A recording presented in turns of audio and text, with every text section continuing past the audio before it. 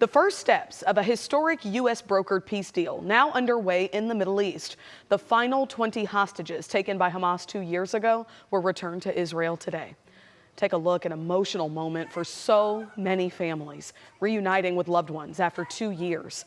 President Trump was in Israel today, addressing the Israeli parliament as the task now becomes carrying out the other steps of the ceasefire deal.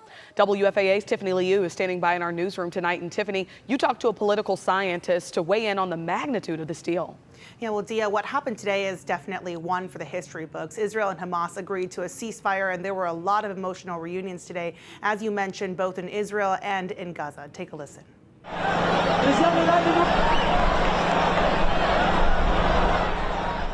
In the West Bank and Gaza, you see a huge crowd cheering for the released prisoners and detainees, people hugging and embracing their loved ones. There were nearly 2,000 freed today. Meanwhile, in Israel, these intimate reunions were shared across the state. 20 living hostages were released after 2 years and are getting to see their families again. This ceasefire deal brokered by the United States is a 20-point peace plan, and we're just seeing the beginning of it. President Trump traveled to Egypt today, where 20 world leaders met to sign the historic peace plan, and leaders of other nations gave credit to Trump for this deal. The tension between Israelis and Palestinians goes back decades to the late 1940s, all about ownership of the land.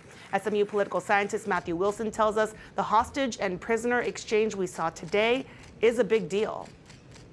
Well, you certainly hesitate with anything in the Middle East to declare victory too soon, because we've had false dawns of peace in the Middle East before. But it does seem that a broader array of nations is more deeply committed to peace in the Middle East now than we've seen in the past. And certainly I think a lot of the Arab states are tired of feuding with Israel. They want to move on from this conflict. They want to see economic development. And Wilson says this deal was a multinational effort. From here, he says it'll be crucial for Hamas to take steps towards disarmament, plus the creation of an international peace commission will have to happen. Let's send it back to you. Tiffany, thank you for that.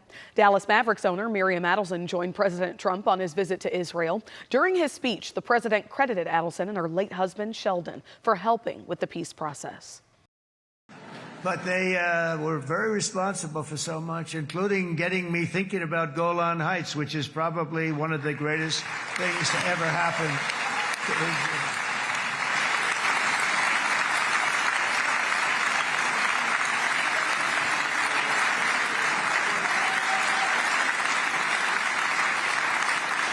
Miriam, stand up, please.